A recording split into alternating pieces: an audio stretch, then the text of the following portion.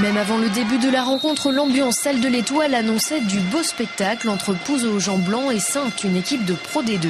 Très vite, les locaux donnent du rythme et leurs contre-attaques rapides sont payantes. En face, Saintes rend coup pour coup sans parvenir à se détacher des Vendéens qui vont même mener 11-9 après 19 minutes de jeu. Une avance fragile défendue par le gardien vendéen Sébastien Bazot qui ne pourra finalement rien faire en fin de première mi-temps face au tir de Bonin qui remet les deux équipes à égalité juste avant la pause, 16 partout.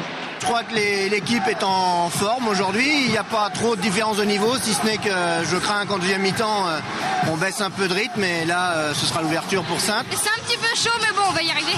Ça joue bien, en plus c'est à égalité avec une équipe de niveau supérieur, ce qui est plutôt pas mal.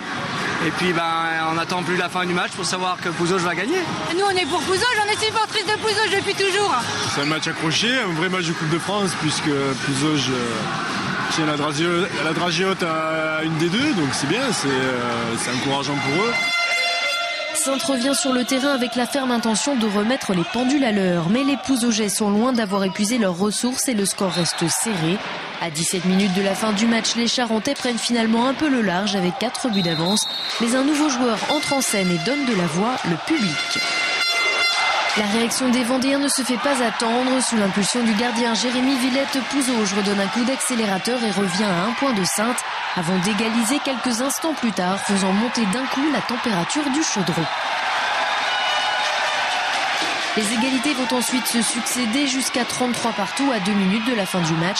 Saintes inscrit son 34e but alors qu'il ne reste que 40 secondes à jouer. Les Pouzougais ne parviennent pas à égaliser dans ce dernier temps de jeu et s'inclinent d'1 point seulement face à une équipe de haut niveau qui aura eu du mal à s'imposer.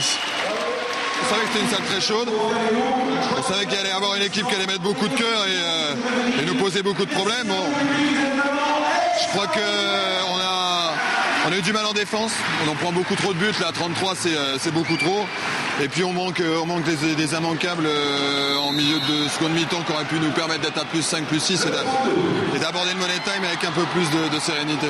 Je suis fier de mes gars, je suis fier de la production qu'ils ont fait. Ce que je vais retenir, c'est vraiment leur capacité à régler des détails sur des temps très brefs parce que ça avance vraiment plus vite que la N2.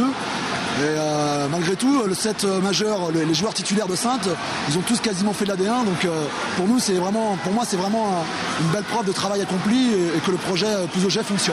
Il faut désormais digérer cette courte défaite pour se reconcentrer sur le championnat et le derby qui arrive face à La Roche-sur-Yon samedi prochain.